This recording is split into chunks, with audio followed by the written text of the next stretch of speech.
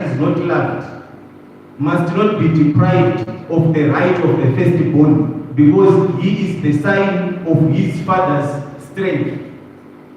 So in this case, between Abraham, two sons, Isaac and Ishmael. Ishmael was the firstborn, and so he is entitled to his right as a firstborn.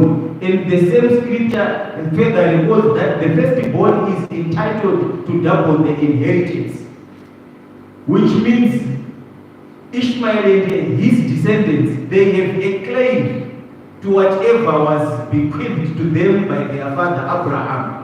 And in this case, it's the land of Canaan. And when we are to look at the boundaries as given in the Bible, still in the book of Deuteronomy, it says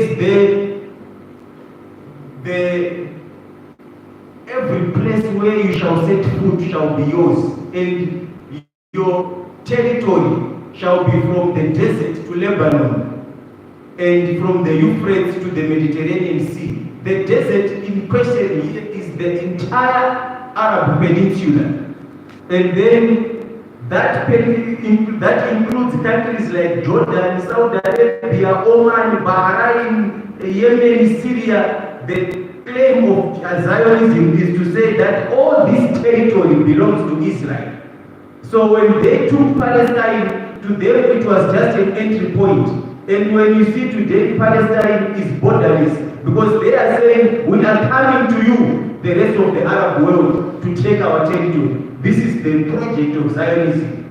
And they say further that their boundaries, according to them, it is the land between the two rivers, River Nile and the Euphrates River. And the River Nile starts from Ethiopia, passes through Sudan and Egypt. And they are saying all that territory going upward towards the Middle East, up to the Euphrates River in Iraq, all of that must be called Israel, and the capital city should be Jerusalem. This is the project of Zionism.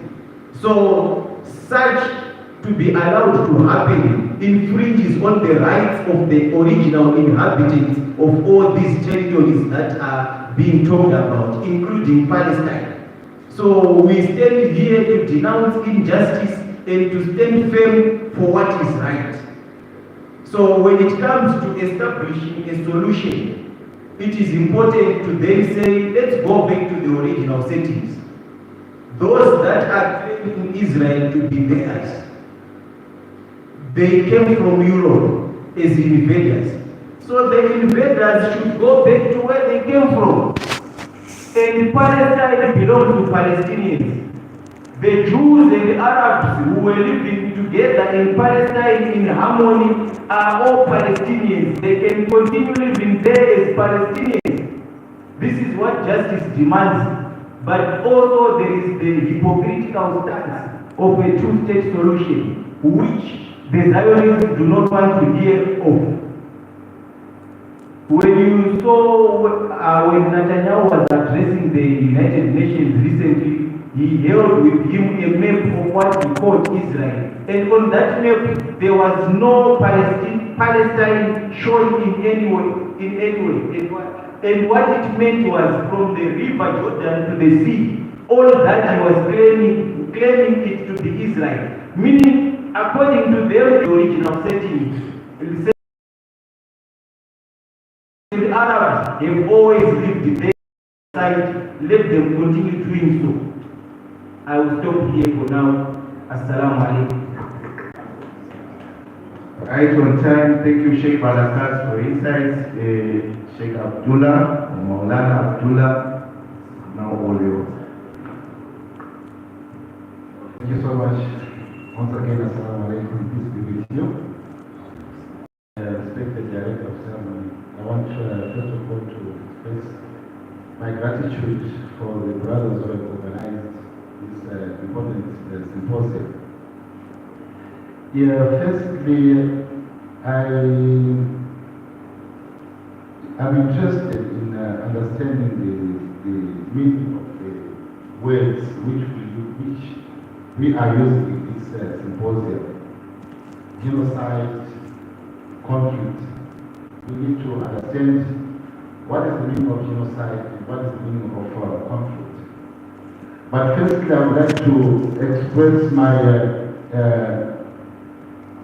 a different idea on the views expressed by the director of Symposium, in which he said that this war, which is currently in Palestine, started on the 7th of October. The 7th of October signifies an escalation. The war for the liberation of Palestine reached its climax on the 7th of October. But the war itself did not start on the 7th of October. It started in 1948 after the Balfour Declaration. Because if you study the history of colonialism, the fight against colonialism, let's take an example of Zimbabwe itself. When the white people colonized us, our forefathers took up arms against the colonizers.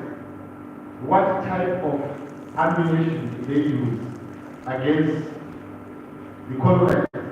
How did they fight against the colonizers? They used spears, knives to fight against them. And it was not on an equal footing. The whites were well equipped, whilst the Africans or our forefathers were not well equipped. And that's how we lost the war. The first thing we lost it. Our forefathers, Anato Begula, Zilikazi, all of them, Chaminuka, Mjanganda, they did not match the weaponry which the enemy was possessing at that time. So if we look at the Palestinian issue, the Palestinian struggle against oppression, against colonialism, it is almost on the same lines. There was a time whereby the Palestinians were throwing stones at the Zionists. So it was against, there is a similarity here. Like our forefathers, there was a time, during the struggle, they used to use spears. The Palestinians at the time, they used stones. So on the 7th of October, that's when they started using weapons which are matching or which match the enemy's weapons. So the world today is saying that the war in Palestine started on the 7th. I disagree with that view. Coming back to the title of our symposium, the title is Conflict or Genocide, or Genocide or Conflict. What is genocide? Genocide means racial extermination, an intention or a situation whereby someone wants to kill or completely destroy an ethnic group of people, a race of people. That is the meaning of genocide. And conflict is a state of opposition between persons, ideas, or interests. So how best can we describe the situation in Palestine? Is it a genocide? Is it a conflict? I want to believe that it's neither a genocide nor a conflict. It is a war against colonization. It is a struggle to liberate themselves.